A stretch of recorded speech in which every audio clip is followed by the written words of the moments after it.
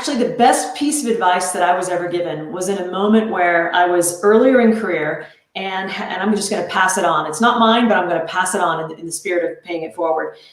I was early in career, and I was trending from that, moving to an IC to leading a team.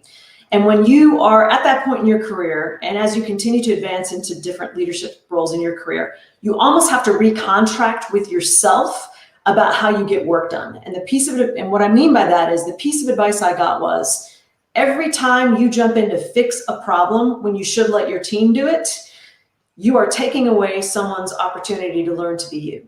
And it was advice I got when I was going on PTO, and I met with my boss and I said, okay, I'm out for the next week, but here are all the things that are coming up, and here's what I've done to cover them all. I've got all these things taken care of, and nothing should come up.